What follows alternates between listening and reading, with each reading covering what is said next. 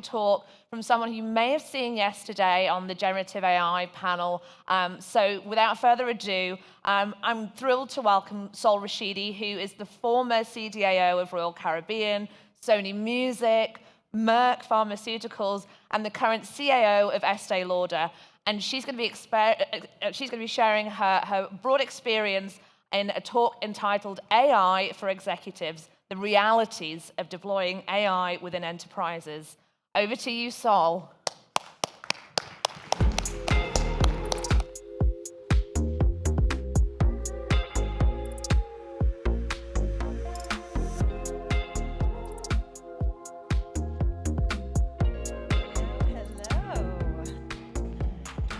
So first and foremost, thank you guys for hanging out. It's the last session on the last day, and I'm the one that's stopping you from dinner and happy hour. I'm fully aware of that. Not the best position to be in, but I do want to say thank you. Just a quick show of hands. How many of you guys are in academia right now? Okay, keep your hands up. How many of you guys are contemplating on making the switch to go into sector, industry, and getting out of academia? Okay. How many of you guys are actually executives who are accountable for deploying half the stuff that we've been talking about throughout the series? Okay. And how many of you guys work for executives who's ultimately accountable, but with responsibility lies on your shoulders, and you spend every day educating the organization? Okay, so that seems to be the sweet spot. All right, I'll make sure to cover a little bit of each, and so everyone can walk away with something important. Just as a heads up, now that we've done that, I just want to make sure that this isn't a technical walkthrough of natural language processing or image recognition. There's been a ton of talent that's already walked you in deep dive through what transformational architecture is like, et cetera. So this one's not going to be overly technical. I would say it's more techno-functional, if you will. It's also not meant to drive what projects to take, what not to take, assessing team structure and talent, the financial health of some of your projects. It's definitely not meant to scare you guys away and have that SHIT moment, but it is meant to give you guys something to think about so you can assess exactly what's on your plate, what you guys are doing. But what this will do is start making you think about whether or not you have the right use case at hand.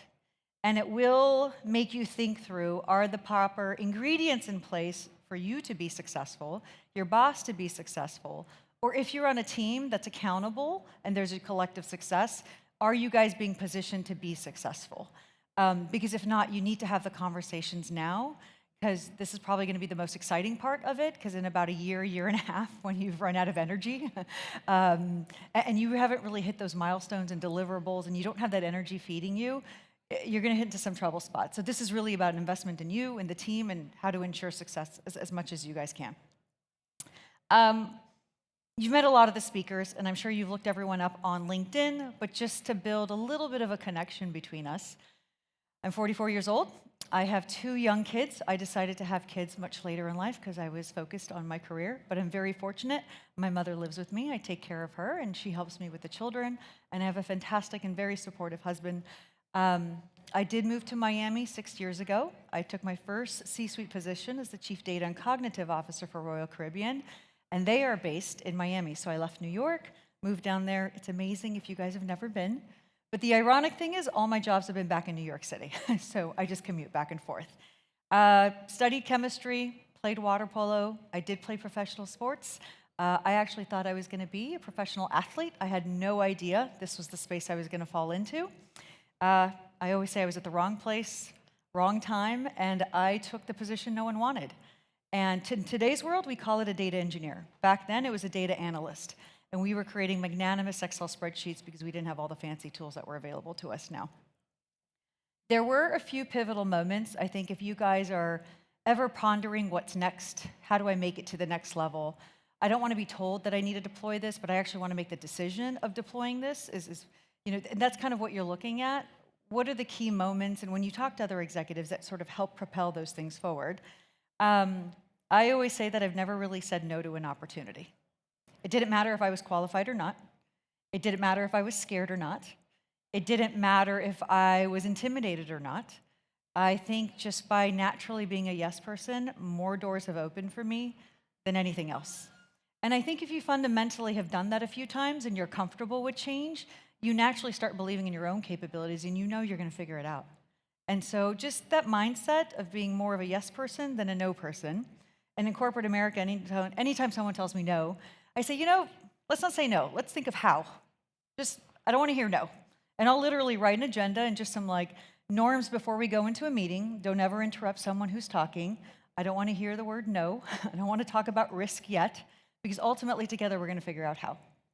So I think that's a big mindset change, if that's helpful. I started my career in data 24 years ago. I was an MDM expert. The most non-sexy, non-glamorous position in the entire world, because all you're doing is data governance. But nothing teaches you more about how data interlocks, connects, and how important it is within a company's ecosystem or infrastructure than really having to do ERP deployments. And my first real legitimate data career was at IBM, and I was the data lead doing these global ERP deployments. After 8, I said I'm done. Fortunately, by 2011, Watson beat Ken Jennings in Jeopardy. IBM decided to take Watson to market, and they needed individuals who understood the data, but can also talk to the business as well. And I was their translator. So I essentially flew around the world. I met with some of their early adopters, discovered the use cases for Watson, and then I would come back to the product engineering teams and saying, this is what the market wants. This is how we need to evolve, expand our product and our platform, called Watson at the time. And that was my job. And it was amazing. And then the next, of course, Royal Caribbean. It's a cruising company, phenomenal company. They gave me my first C-suite opportunity, and it was a kid in a candy store, and it was unbelievable. I won't bore you with the rest of the details, but just wanted to build that rapport and relationship to let you guys know that I have the scars. I've been there and I've done that, and this is my 4th C-suite position, if you will, in this space. So AI is a funny thing for me, and I always say, what do AI and teenage topics have in common? Everyone talks about it. Nobody really knows how to do it or what it really is. Everyone thinks everyone else is doing it, so everyone claims they're doing it. But we all know, those of us, whether you're in academia, whether you're responsible for the deployment, or you've started a company that specializes in a specific applied AI domain, there's a lot of hype, there's a lot of conversation. How do you sift through the noise? And that's what we're going to get into. But interestingly enough, and it's really unfortunate, there's a stat that's been floating around that only about 31% of initiatives are actually materializing into something of value when deploying AI. Because usually they run out of time, they run out of funding, people assume it's a silver bullet. Once it's deployed, it'll fix everything. They really don't understand the realities of what it takes to actually do a successful deployment. So anytime I'm in front of executives, I don't show them this picture, but I'm sure you guys can relate. Who are we? In this case, my executives that I serve. What do we want? We don't know. When do we want it? We want it now. Has anyone ever felt that they've been in a conversation like that? Everyone else is doing it, so they want to do it. And unfortunately, with new technologies, what ends up happening is you get into this perpetual POC purgatory mode. Let's start a POC. Let's start a POC. Let's do another POC. And POCs are not fast. POCs are fundamentally structured in a way so that you're supposed to provide quick value. But when a POC in and of itself takes 9 months to a year, you're doing yourself a disservice. So how do you actually go from POC to something that's scalable? AI for me is a very kitchen sink term, and I think you guys can relate as well. Oh, let's do AI for that. Let's use AI for that. It's become another buzzword, and if we guys remembered, big data, IoT, MDM, there's just every 2-3 years there's a new term that comes around. And so, the first conversation I have with folks, for anyone who attended the panel yesterday, was how do you define AI? Are you talking about automated intelligence, augmented intelligence, or artificial intelligence? And usually that's when I get the silence. And then my next question is, okay, let's skip that. What discipline or what areas of AI are we having conversations about? Because there's multiple domains, and these are just some. This is a subset. Are we leveraging natural language processing and large language models? Are we creating, original content based on existing content? Or are we doing image recognition? Does anyone have an idea? And no, it's like, okay, so they need education on this as well. Simple stuff. It's not rocket science, but you would be amazed at how many people actually don't even know the basics. You know the basics because you live in this world and you're immersed in this world. Most people don't. And if you are reporting into an executive, or you have to sell this to an executive, or you have to explain why something's taking too long, you have to understand that they're getting information from so many different angles that unless they catch a buzzword or a sentence or two in the next Harvard Business Review or the next LinkedIn post, their level of knowledge does not go below the tagline. They don't have the capacity and the time to do deep dives. And the ones that do, honor them and cherish them because it is very, very rare. So, what I like to do is boot camps. What constitutes AI? So let's do a fun little exercise. And this was a back of the napkin chicken scratch diagram. So we'll just do a few different examples. Can it see? No, it's not AI. Go back to the start. Can it see? Yes, great. Can it identify what it sees? No, it's just a dumb camera. Go back to the start. Can it identify what it sees? Okay, great, we're getting somewhere. Now we're using elements of computer vision and image recognition. Awesome. We can call this one AI. All right, can it hear? No, it's not AI. Can it hear? Yes, and does it respond in a useful, sensible-ish way that's very subjective, but use your own judgment for that? No, it cannot.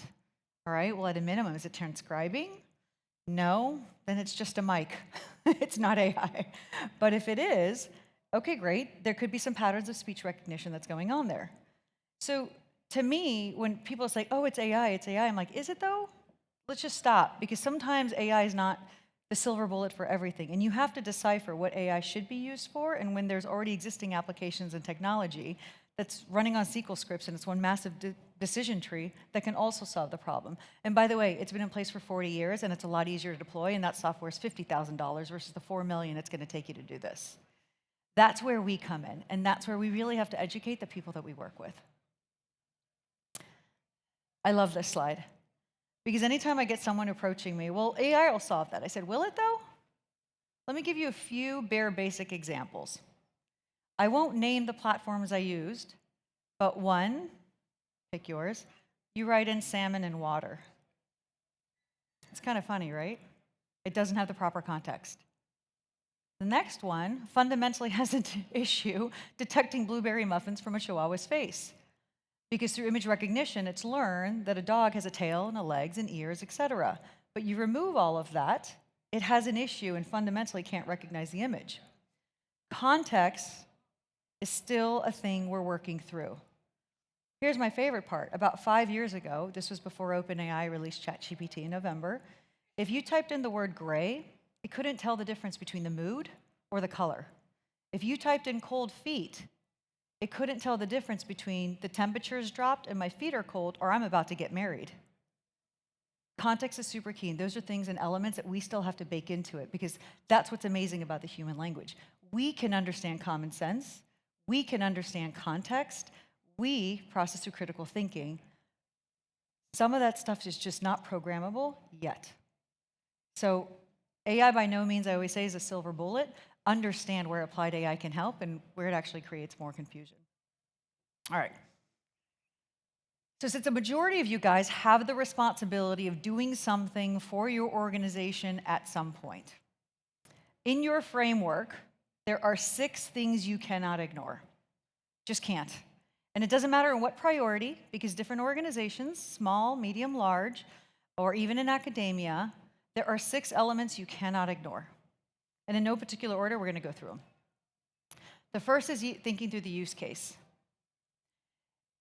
If your company is not a tech company, if your company is not one of the FANGs, if your company is an industry company that is adopting technology as a primary enabler, you have to be very, very careful with the use case you choose. And I always say, start with the functional area and not anything that's consumer-facing. Start with the finance department and automate things. Start with digitizing the claims process in R&D.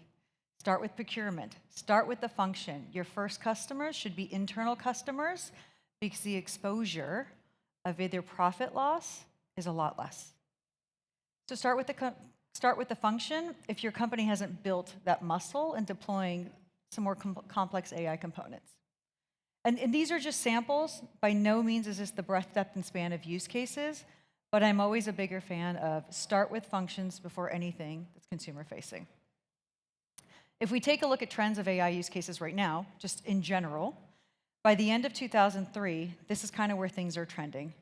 What's already implemented and where patterns are. So with generative AI, everyone's talking about it because OpenAI took a very, very unique approach in their methodology, and that was their channel strategy.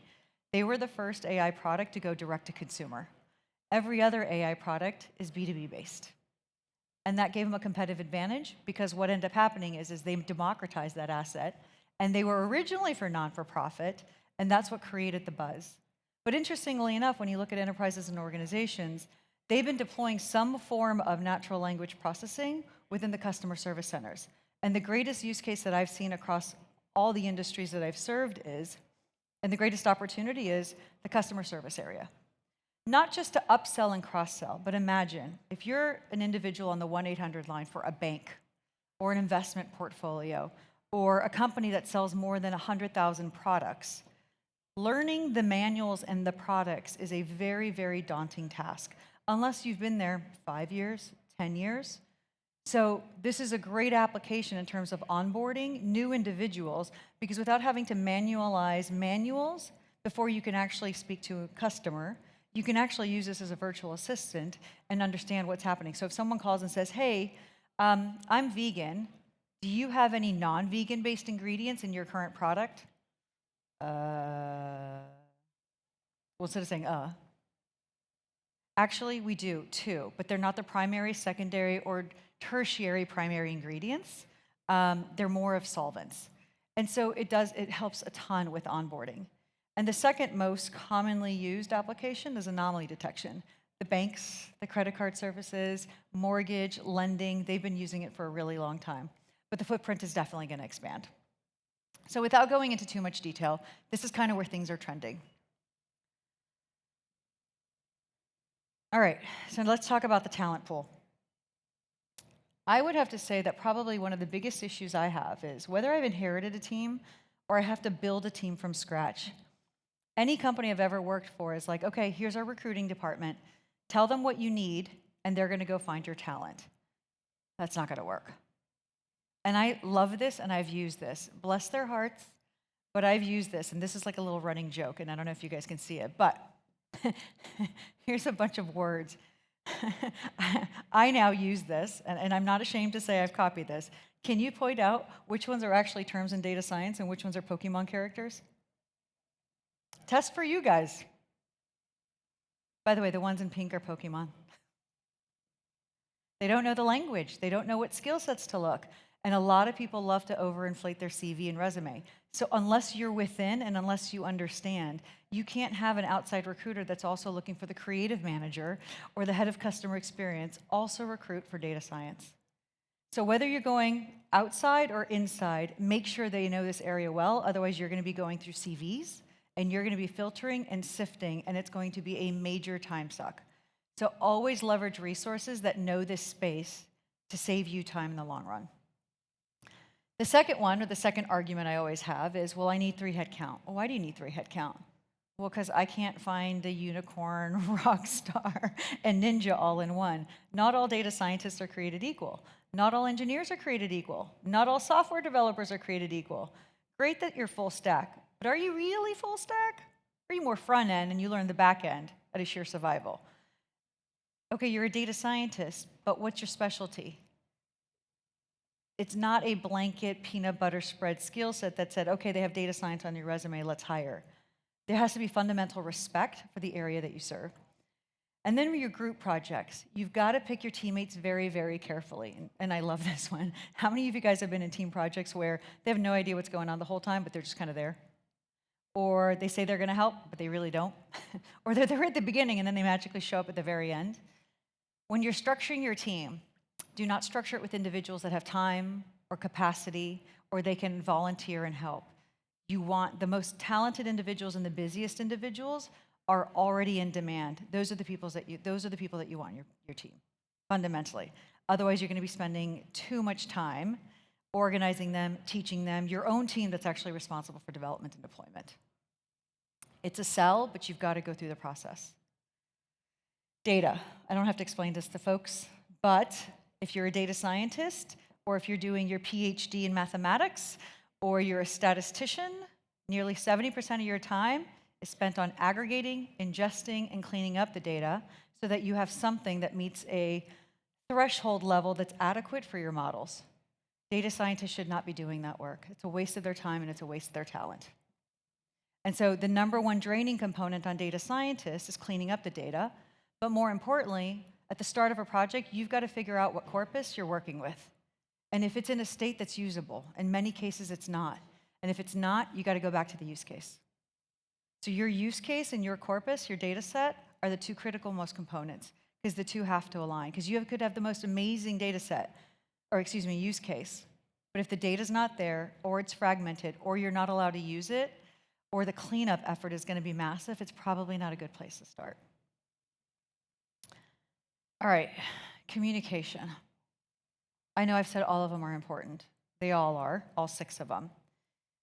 How you define success and the KPIs in which you're going to define success, you've got to agree upon that at the very start of everything. I love this cartoon, and for those of you guys who can't see this far, it's our marketing plan is simple. We just need to focus on our CRM, real acronym, and CMS, real acronym, on ABM, real acronym, for higher CLV, real acronym, on lower CAC, while A/B testing or CTA and UX for CRO, and hope we get some WOM, but don't ask me about the ROI. All legitimate acronyms within digital marketing. I know what they mean. I've had to learn. But I've been in meetings, I'm like, what the heck is that? Because no one spells things out. There's no education. And I was the dude with the little face wondering, okay, I got to, thank God for Google, I got to look this one up because I have no idea what they're talking about.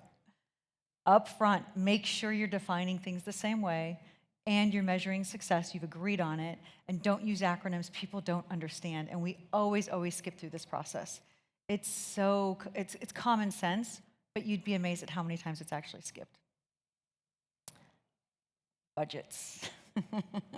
I don't know if you guys have to go through financial cycles or if you've ever been in a budget review. Deploying true AI is not a cheap task. It just isn't. Infrastructure, data, software, talent. Make sure you structure it up front with what you need. Add 10 to 15% on top, because through the negotiations, you're going to end up losing anywhere from 30 to 50. But don't sell yourself short. And if at the end of the day, like, well, we don't have it, we just have this, just go, okay, I understand, but this probably isn't the right project for us. You kind of have to stand your ground, because otherwise this happens. It's technically working, but barely. Barely. And the problem is when you're in purgatory POC mode, nothing ever gets the support to scale because they're like, well, it's working as is. Yeah, but you don't understand how many nights and weekends, by a thin thread, it's working. It was only meant to work to showcase the value and the art of the possible, not to actually be operationalized in its mode. And I can't tell you how many times I've been asked to deploy our POC in its as-is state. Avoid it if you can, because when things break, they're like, oh, it's crap. Like, no, it's not crap. You just asked for a POC. You didn't ask for anything to be operationalized.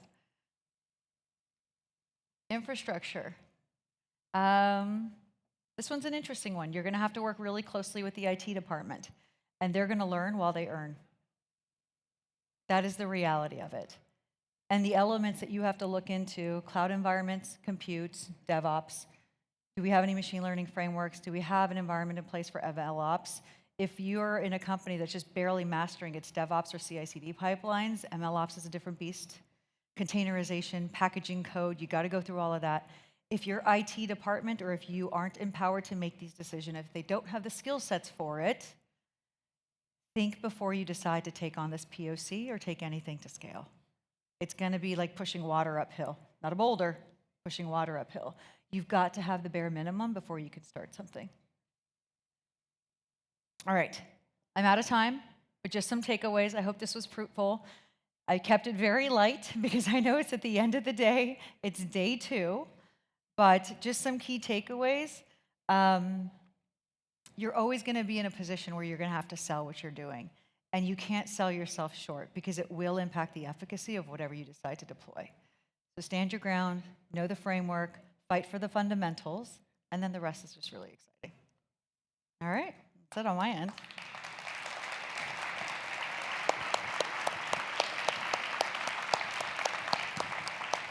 Thanks. Sol, that was a marvelous and a marvelous way to round out the conference. But we are at time, but you know, I could see people leaning in and taking photographs. Do we have any questions? Raise your hand, don't be shy. Oh, we've got a question here. If you're happy to take it, Sol. Absolutely.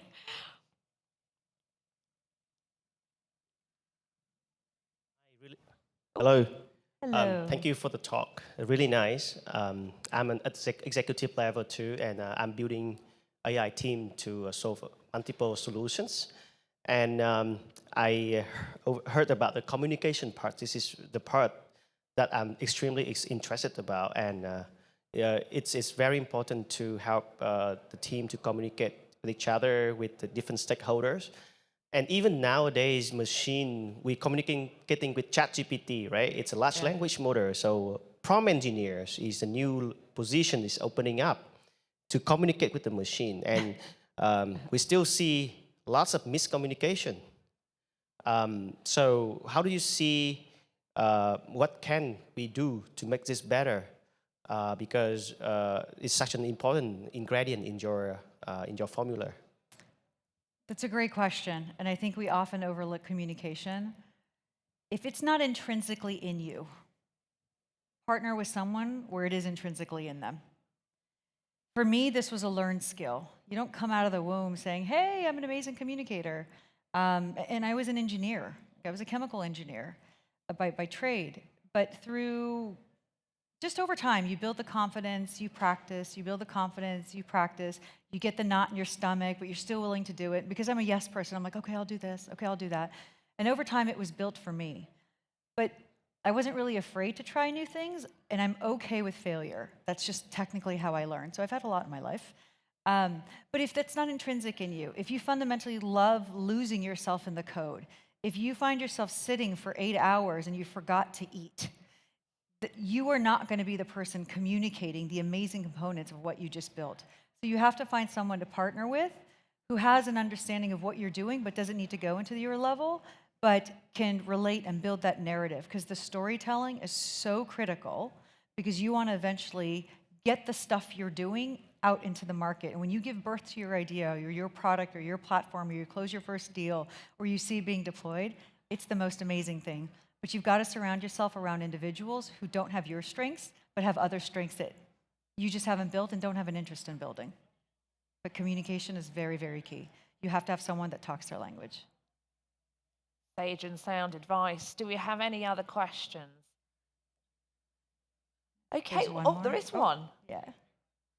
I swear, I'm going to have to get my eyes checked after this. there's- Yes, go ahead. Does that work? All right, cool. Yeah. Thank you for the talk. I am more on the technical side, so I'm a software engineer. I'm wondering what has been the most interesting challenge that you've ever either experienced or witnessed when it comes to scaling. Earlier you were saying that ML ops is a whole other beast, right? So what's the most interesting use case you've seen that has had some challenge scaling? Alignment. It comes, and we touched upon it yesterday a little bit with the panel. Alignment is the biggest challenge. It doesn't matter if you're in a medium size, if you're in a startup, you have your own set of challenges, but the goal is to scale, and there's so many priorities to manage. And if you're in a large enterprise, there's so many strategic priorities to manage, because everyone's about increasing market share, increasing top line growth, increasing margin. And so if you naturally have a sense of urgency, you're going to have a lot of competing strategic initiatives.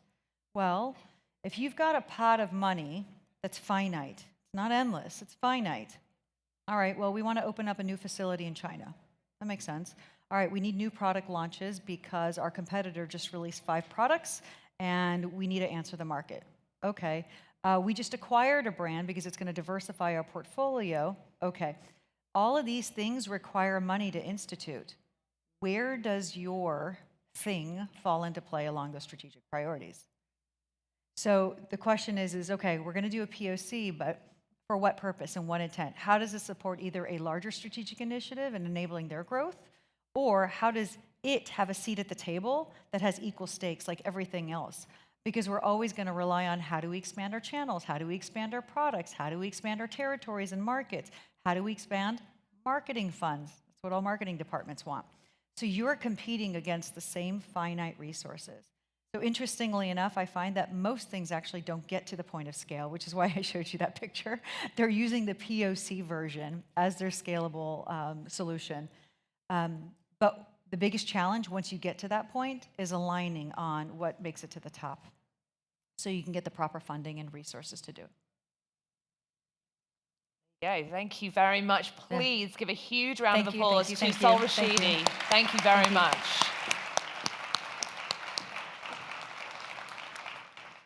And now we've not completely finished, so we do have just a couple of things that